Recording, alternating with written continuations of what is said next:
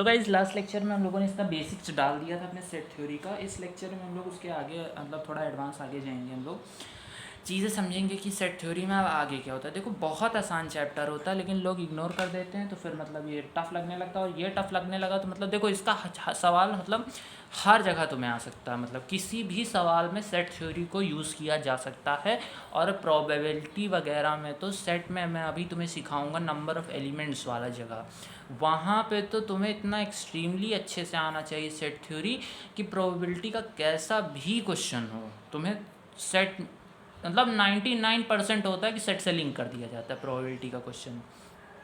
तो वहाँ तो तुम रिस्क ले ही नहीं सकते, तो प्लीज़ इसको पढ़ो। बात कुछ चैप्टर टफ होते हैं, कुछ चैप्टर इजी होते हैं, लेकिन ये चैप्टर एक इजी चैप्टर है, इजी पार्ट है, एक रियली इजी है। मतलब मैं तुमसे ये नहीं कहूँगा कि इंटीग्रल एक इजी पार्ट है, मैं तुमसे ये नहीं कहूँगा कि एओडी एक इजी पार्ट है, there you have to put some effort. But हाँ, ये मैं तुमसे कहूँगा कि set, relation, function, mathematical logic, statistics ये इजी पार्ट है। स्टैटिस्टिक्स तुमसे थोड़ा कैलकुलेटिव हो जाएगा, हाँ मार्क्स नहीं स्कोर कर सकते हो, बाकी सब जगह तुम स्कोर कर सकते हो।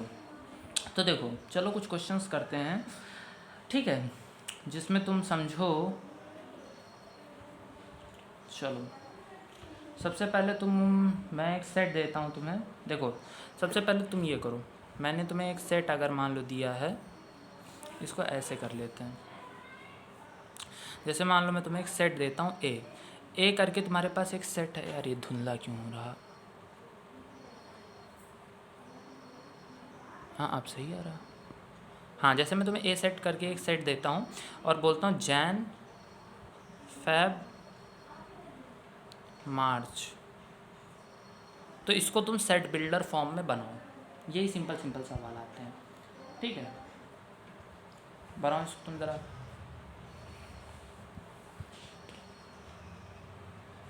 तो फिर आगे बढ़ा जाए, टाइप्स ऑफ सेट्स वगैरह डिस्कस किया जाए।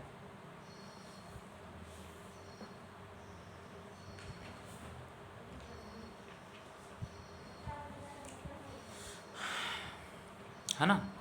तो बहुत इजी है यार। मान लो ए है, कुछ वेरिएबल मान लो और ये लाइन लगा लो, x बिलोंग्स टू मंथ्स, और कॉमा लगा लो मंथ्स जो होंगे जैन से लेकर मार्च तक होने चाहिए इक्वल टू ग्रेटर देन, बन गया तुम्हारा सेट, आंसर आ गया तुम्हारा।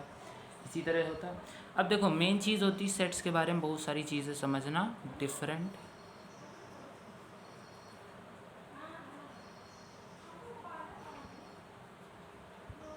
सेट्स के विभिन्न प्रकार, सेट थ्योरी में ये बहुत इंपॉर्टेंट पार्ट होता है कि तुम इसे समझो। देखो कैसे, अब सबसे पहले हमारे पास जो सेट आता है वो होता है हमारे पास फाइनाइट सेट।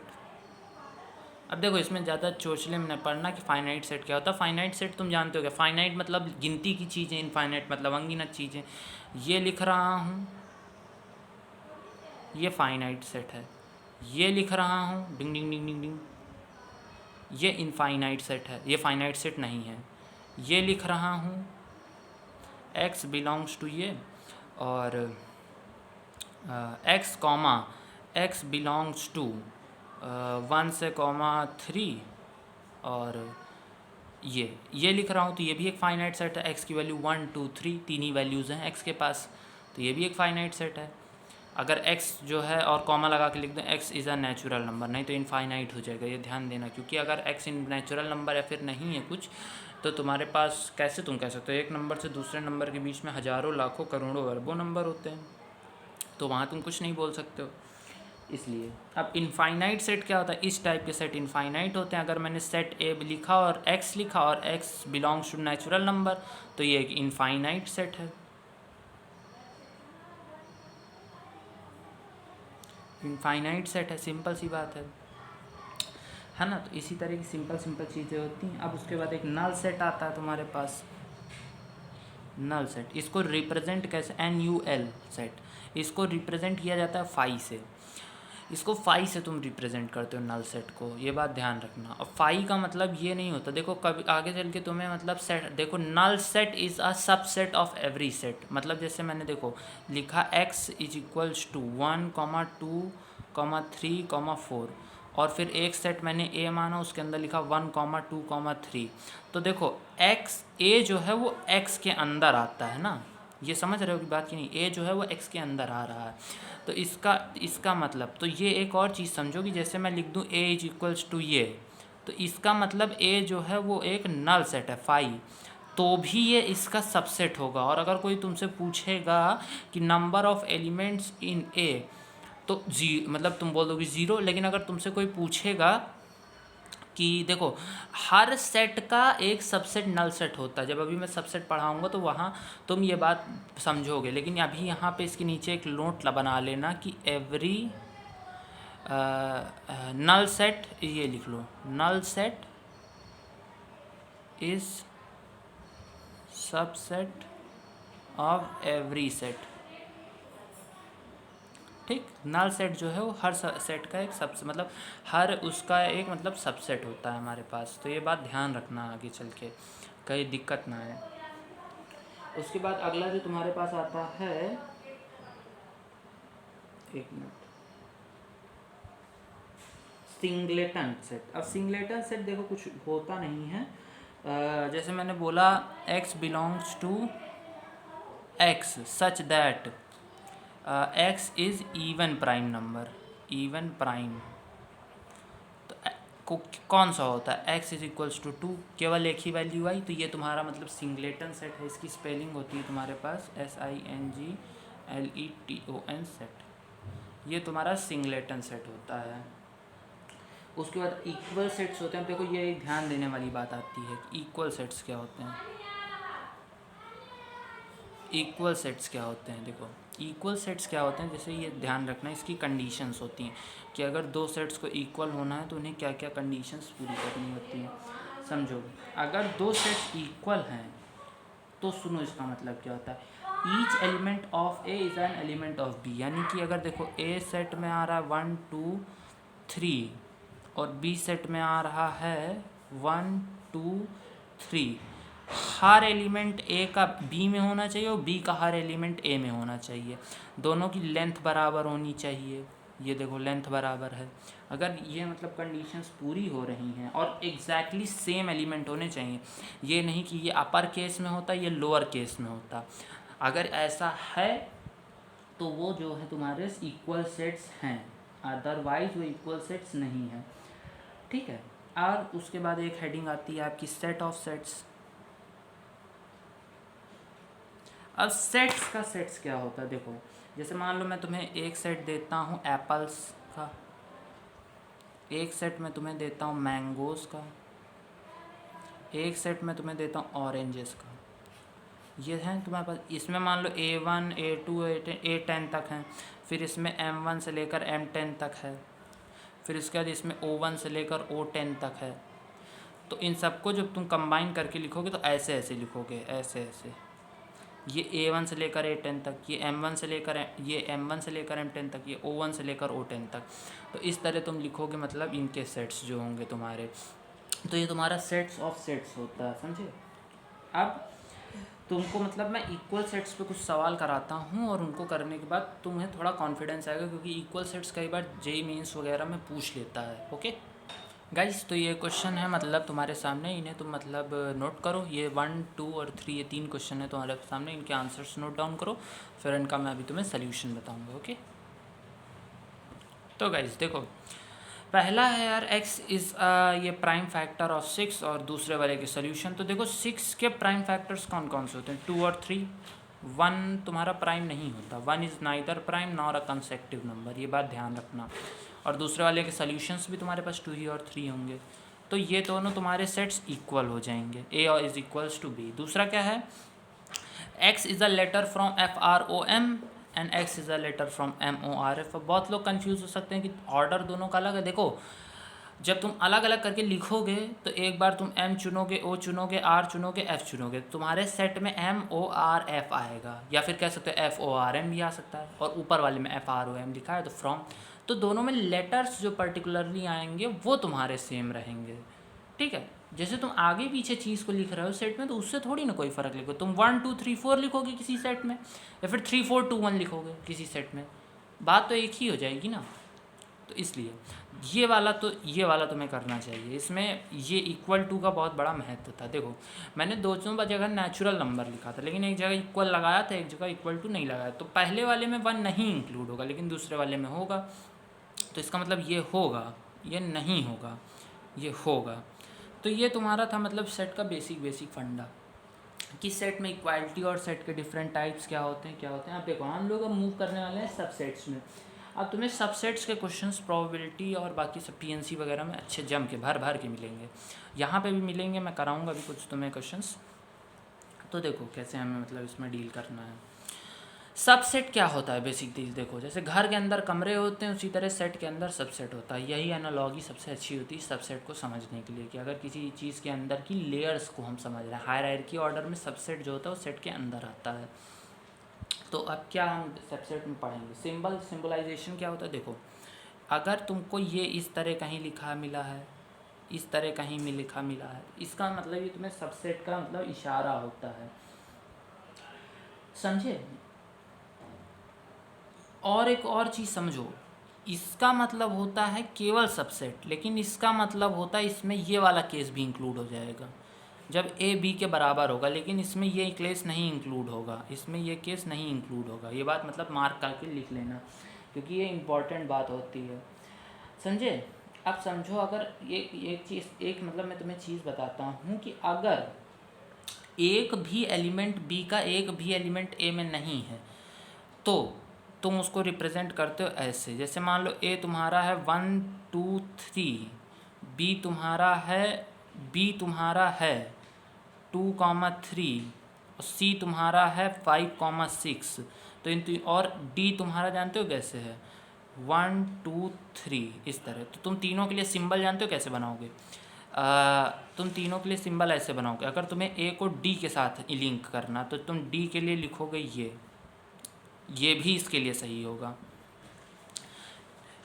लेकिन ये पहला पार्ट होगा। ए को तुम बी के साथ लिंक करोगे तो लिखोगे ये, जो छोटा होता है उसको इधर। इसमें ये लिखना गलत होगा, इसमें ये लिखना गलत होगा अगर तुम बी के साथ लिंक कर रहे हो। ये लिख सकते हो तुम, ठीक, ये तुम लिख सकते हो, और सी के साथ लिंक करने में। तो ये तुम्हारे 3 प्रकार के रिलेशन होते हैं सबसेट्स को समझने के लिए। तो आई होप समझ आया होगा। अब तुम्हारे पास और भी चीज़ें होती हैं मतलब सबसेट्स में जानने के लिए, कि सबसेट्स में मतलब हमें कितने एलिमेंट होते हैं, कितने वो होते हैं, क्या नहीं होता है। अब समझो एक बात को, जैसे कहीं ये लिखा हो तो इसका मतलब जानते हो क्या होगा, B is super set of A and A is subset of B, समझे। सबसेट कह सकते हो या फिर इक्वल सबसेट कह सकते हो ऑफ B। तो यहाँ तक मतलब हमें ये समझ आ चुका है। अब समझो कुछ मैं इसमें खेल कैसे होते हैं ये तुम्हें मैं समझाता हूँ। जैसे खेल ऐसे इसमें तुमसे किया जाता है कि तुम्हें मैं बताता हूँ, एक सेकेंड मुझे याद करने दो। खेल कैसे होता है, देखो इसमें खेल कैसे होता है। जैसे मान लो मैंने कहा तुमसे A is not equal to B, B is not equal to C। अगर ये तुम्हारे पास 2 स्टेटमेंट हैं तो अब सोच के बताओ कि क्या ये बात सही है, ये सही है कि गलत, ट्रू है कि फॉल्स है, ये बताओ।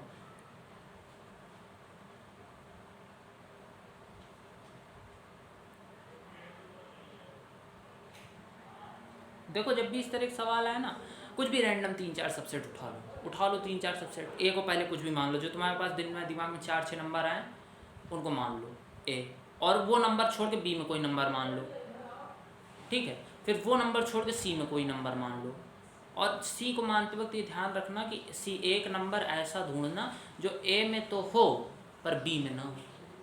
तुम अपने आप ही समझ बना ले जाओगे इसको। तो आई होप मतलब तुम्हें ये समझ आ चुका होगा। देखो जो मैंने अभी बोला, जैसे ए के अंदर तुमने 1, 2, 3 माना, तुम बी के अंदर मान लो 4, 5, 6, और तुम सी के अंदर जानते हो क्या मान लो, सी के अंदर तुम मान लो 1, 7, 9। देखो कंडीशन सेटिस्फाई हो रही। बी के अंदर सी नहीं है, ए के अंदर बी नहीं है, लेकिन सी के अंदर ए का एक एलिमेंट है 1, और अगर एक भी एलिमेंट पाया जाता है तो वो सबसेट कहलाने की कैटेगरी में आ जाता है। तो इसीलिए ये स्टेटमेंट तुम्हारा फॉल्स होता है, फॉल्स होगा, ये गलत बात है, ये गलत बात है एकदम। ठीक है, अब समझो कुछ और बातें। कुछ और बातों में सबसे पहले हमारे पास आता है अब यूनिवर्सल सेट। यूनिवर्सल सेट क्या होता है? देखो, यूनिवर्सल सेट तुम कह सकते हो यूनिवर्स से रिलेट करो, यूनिवर्स से लिया गया।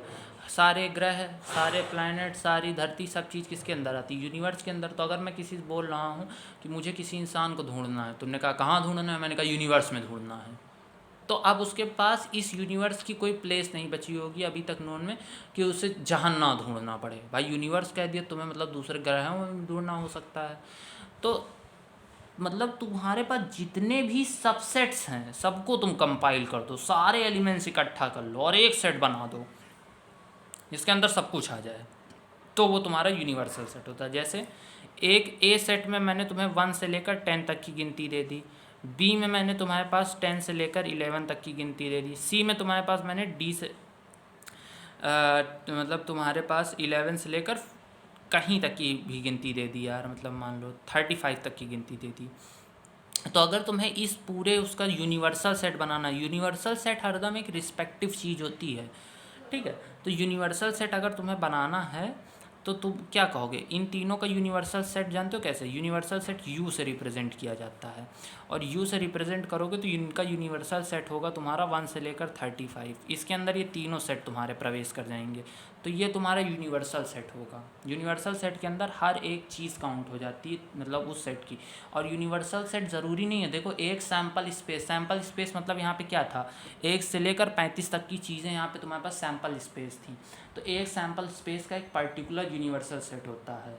ऐसा भी हो सकता है कि 10-12 यूनिवर्सल सेट मिलके एक और बड़ा यूनिवर्सल सेट बना दें, फिर वो भी यूनिवर्सल सेट्स, बहुत बड़े बड़े यूनिवर्सल सेट बना के और एक बड़ा यूनिवर्सल सेट बना दें। तो तुम ऐसा नहीं कर सकते हो कि कोई बहुत परमानेंट होगा, और वो रिस्पेक्टिव चीज़ होती है कि खाने की चीज़ों का यूनिवर्सल सेट अलग होगा और नहाने की चीज़ों का अलग होगा, और दोनों को मिला दोगे खाने प्लस नहाना तो उन दोनों का यूनिवर्सल सेट अलग होगा। तो ये तुम्हें बात समझनी होगी, ठीक है। ये पर्टिकुलर चीज़ होती है यूनिवर्सल सेट की। अब जब तुम्हें ये यूनिवर्सल सेट समझ आ जाएगा, तुम मतलब ये समझ सकते हो कि सेट मतलब तुम्हें काफ़ी बेसिक नॉलेज हो चुकी होगी सेट की। तो देखो अब तुम ये जानो कि एक सेट के अंदर कितने मतलब सबसेट बन सकते हैं। देखो number of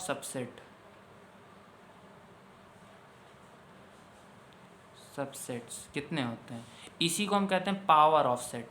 power of set ये होती है 2 की पावर n, जहाँ पे n होता है नंबर ऑफ एलिमेंट्स, ठीक। नंबर ऑफ एलिमेंट्स तुम्हारे जैसे ये वाला था तो इसमें 10 एलिमेंट थे, तो 2 की पावर 10। या फिर रुको, मैं तुम्हें एक मज़ेदार चीज़ दिखाता हूँ। जैसे एक सेट है तुम्हारे पास 1, 2, 3, देखते कौन पकड़ता है, मैंने पिछली बार बताया था। इसकी पावर निकालो तुम, तो चलो बनाते हैं। एक हो गया 1, 2, 3, ये हो गया एक सेट, ये हो गए पूरे। फिर एक हो गया तुम्हारे पास 2, 3, 3, 1 और 1, 2, एक ये हो गया तुम्हारे पास। देखो ऑर्डर नहीं मैच करता, ये मत कह देना कि 1 और 3 और 3 और 1 एक ही होता है, ये कह दोगे तो गलत हो जाएगा, फिर मार खा जाओगे तुम। फिर ये यहाँ पे मतलब सेम चीज़ गिनी जाती है, इस तरह मत करना कि 3 और 1 अलग है, 1 और 3 अलग है। 3 ये हो गए। अब इस फॉर्मूले से करो, 2 की पावर 3 कितना होता है, 8 होता है। बनने 8 चाहिए थे, 6 सामने दिख रहे हैं, बताओ और कौन सा होगा? 2 और कौन से होंगे, सोचो ज़रा। एक तुम मतलब सोचो कौन सा होगा। तो मतलब अगर तुमने ध्यान से, अगर तुम दिमाग पे जोर डालो, तुम्हें पता चल जाएगा कि 2 और सेट्स कौन से होंगे। एक का तो मतलब पता चलना मुश्किल है, दूसरा का पता चलना आसान है। देखो अभी मैंने पिछले लेक्चर में बताया था कि एक सेट तुम्हारा फाई जो होता है वो हर सेट का सबसेट होता है, तो एक फाई हो गया।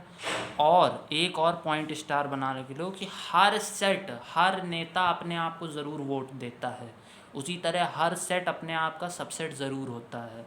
तो यहाँ पे 1, 2, 3 भी एक सबसेट होगा अपने आप का, समझे? तो देखो अब 8 आ रहे होंगे गिनती में, तो ये पावर होती है किसी भी सबसेट की। वो तो नेता वाली बात ध्यान रखना हरदम के लिए। कि हर नेता अपने आप को ज़रूर वोट देता है। और सुनो, अगर तुम्हें कहीं भी कभी कभी आता है, जैसे मान लो ए इस तरह लिखा है, तो इसका ये मतलब भी होता है P of A P of B के बराबर, ये भी इसका मतलब होता है, समझे? तो कभी कंफ्यूज मत हो। तो यहाँ तक तुमने मतलब सेट की काफ़ी चीज़ें खोज ली हैं। अब हम लोग धीरे से आगे बढ़ेंगे और आगे कई सारी चीज़ें सीखेंगे। जैसे सेट में ही तुम्हारे पास अब आते हैं वेन डायग्राम्स। अब वेन डायग्राम्स इस पूरी सेट थ्योरी को बयां करते हैं। तो वेन डायग्राम्स देखो तुम्हारे मतलब कुछ ऐसा सच मदद कहीं नहीं करेंगे। जैसे मैं तुम्हें एक चीज़ बताता हूँ, जब तुम अपना फिजिक्स में आगे चल के, अगर जिन्होंने पढ़ा होगा या फिर जिन्होंने नहीं पढ़ा होगा, तुम लोग मैथ, यार फिजिक्स छोड़ो, अभी तुमने क्या ही पढ़ी होगी अगर तुम सेट थ्योरी पढ़ रहे हो तो मेरी बात सुनो। जैसे मान लो तुमने अभी 11th में प्रवेश किया होगा, तो तुमने पढ़ा होगा वेक्टर। तो वेक्टर तुम्हें फिजिक्स में कहीं मदद नहीं करेगा। फिजिक्स में मतलब वेक्टर नाम से तुम कोई मतलब वो नहीं पढ़ोगे, ना किसी ऑथेंटिक कोई पेपर मिलेगा तुम्हें सच वेक्टर, तुम्हें कहीं नहीं वेक्टर मिलेगा। तुम्हें सारा वेक्टर मैथ में ही मिलेगा, जितना तुम मैथ में पढ़ोगे वेक्टर। लेकिन फिर भी अगर तुम वेक्टर पढ़ते हो तो तुम्हारे जानते हो मिनिमम से मिनिमम 5 चैप्टर एकदम अच्छे हो जाएंगे। 5 चैप्टर में तुम काफ़ी सारी चीज़ें सोच पाओगे वेक्टर अगर तुम पढ़ते हो तो। ऑप्टिक्स के कई सारे चैप्टर्स तुम्हारे बहुत अच्छे हो जाएंगे, क्योंकि वेक्टर का बहुत यूज़ है उनमें, इसीलिए वेक्टर पढ़ाया जा रहा है। इसी तरह तुम अगर वेन डायग्राम पढ़ते हो, तुम वेन डायग्राम के बिना भी बहुत सारी चीज़ें कर सकते हो। लेकिन अगर तुम वेन डायग्राम पढ़ते हो तो वेन डायग्राम पढ़ने से तुम बहुत सारी चीज़ें ईजिली मैनिपुलेट कर सकते हो, क्योंकि वो एक पिक्टोरियल रिप्रेजेंटेशन है और पिक्चर्स मतलब बहुत लोगों को अच्छे से कैची तरीके में समझ आ पाती हैं। इसलिए तो वेन डायग्राम समझो कैसे कहते हैं। सबसे पहले एक तुम बड़ा सा खाना बनाते हो वेन डायग्राम बनाने के लिए, ये तुम्हारा यूनिवर्सल सेट होता है। अब सारे तुम इसी के अंदर बनाओगे। मान लो ये एक सबसेट है, ये एक सबसेट है, ये एक सबसेट है, ये एक सबसेट है, तो ये सारे यूनिवर्सल के अंदर आते हैं। इसके ऐसे भी बन सकता है एक सबसेट, लेकिन ये नहीं है। देखो यूनिवर्सल सेट ये पूरा है, ये सब यूनिवर्सल सेट है। कि ये समझो कि वो गोला छोटा सा यूनिवर्सल सेट था, समझे? तो अब समझो, जैसे एक मेरी बात को मैं तुम्हें कुछ चीज़ें देता हूँ। जैसे मैंने मान लो यूनिवर्सल सेट दे दिया 1 2 3 4 5 6 7 8 7 तक दिया। मैंने ए दिया 1 2 3 4 5, मैंने बी दिया 3 4 5 7, ठीक है। मैंने सी दिया देखो मैंने सी दिया 6, 7, 5। तो बनाते कैसे हैं देखो। तुम सबसे पहले ये बनाने के मैंने यहाँ नंबरिंग दिखा दूँ ना, तुम सबसे पहले बनाने से पहले देख लो तीनों में एक दूसरी चीज़ें कॉमन हैं कि नहीं है। देखो इसमें भी 5 आ रहा, इसमें भी 5 आ रहा, इसमें भी 5 आ रहा, तो मतलब कोई एक चीज़ है जो तीनों में कॉमन है। फिर इन दोनों में कुछ कॉमन है, बिल्कुल कॉमन है, 3 और 4 और 5 कॉमन है। फिर इसमें 7 और 5 कॉमन है। तो इसका मतलब देखो, अब तुम बनाने से पहले स्केचिंग सीखो। सबसे पहले तुम देखो, जब भी तुम्हें इस तरह देखो, अब तुम्हें कैसे सीखना होगा, सबसे ईजीएस्ट वे बता रहा हूँ, सबसे ईजीएस्ट वे, और बाकी तुम पढ़ते पढ़ते अलग ही सीख जाओगे। जब तुम्हें दिखे कि तीनों में से देखो तुम्हें ये कंडीशन दिख रही है ना, ए और बी में कुछ कॉमन आ रहा, बी और सी में कुछ कॉमन आ रहा, और तीनों में भी कुछ कॉमन आ रहा, तो तुम्हें हरदम ऐसे गोले देखने को मिलेंगे, ऐसे गोले, ठीक है। ये और ये तुम्हारा यूनिवर्सल सेट होगा। अब ए, ये इसको अगर तुम ए बोल रहे हो तो ए में कौन कौन से ऐसे एलिमेंट, कौन सा ऐसा एलिमेंट है जो मतलब तीनों में कॉमन आ रहा, तो ऐसा 5वां है। तो तीनों में कौन सा एरिया कॉमन आ रहा है, ये वाला, तो यहाँ तुम 5 को फिट कर दो। फिर ऐसा कौन सा एलिमेंट है जो बी और सी में कॉमन आ रहा है, ये तुम्हारा बी मान लो, ये तुम्हारा सी, तो बी और सी में 6 7, 5 को छोड़ दो, अब 6 7 है और बी में 7 है केवल। तो बी और सी में एरिया कौन सा कॉमन है, ये वाला एरिया कॉमन है, और कॉमन एलिमेंट कौन से, 5 7 5 7, तो यहाँ इतने एरिया में 7 आ जाएगा। अब ए और बी में देखो कौन सा एरिया मतलब एलिमेंट कॉमन है, 3 4 5 इसमें भी कॉमन है, 3 4 5 इसमें भी कॉमन है, तो 5 तो तुमने ए और बी के बीच में भर ही दिया, 3 और 4 और भर दो। अब ए और सी के बीच में देखो कौन सा कॉमन है, ए और सी के बीच में सिर्फ 5 कॉमन है, तो यहाँ पे कुछ नहीं भरोगे तुम इसमें। अब ए के बचे हुए एलिमेंट भर दो, 3 4 5 भर चुके हैं, 1 भर दो। बी में कौन सा बचा है, बी में कोई नहीं बचा। सी में कौन सा बचा है, सी में 6 बचा है। तो ये तुम्हारी स्केचिंग हो गई। और देखो यूनिवर्सल सेट के अंदर सब आ गए अंदर। तो ये होता है, इस तरह तुम मतलब बनाते हो अपने सेट के वेन डायग्राम्स, इसको वेन डायग्राम कहते हैं। थोड़ा हौच पौच हो गया होगा आई थिंक, तो इसको वेन डायग्राम कहते हैं। वेन डायग्राम से तुम मतलब पिक्टोरियली समझ सकते हो। देखो अभी मैं और अच्छे से तुम्हें बताऊंगा कि वेन डायग्राम क्या होता है, कैसे होता है, जिसमें मतलब तुम परेशान मत हो, अभी हम और अच्छे से समझेंगे। मतलब वेन डायग्राम की हमको एक एक चीज़ समझ जाएंगे कि वेन डायग्राम कैसे, क्या, क्यों, कब और कहाँ क्या होता है वेन डायग्राम में। बहुत अच्छे से प्रैक्टिस करेंगे, ठीक है। तो अभी तुम लोग बस पिछला रिवाइज करोगे जो मैंने पावर वगैरह बताया, उसके बाद हम लोग बाकी चीज़ें देखेंगे नेक्स्ट वीडियो में। Thank you.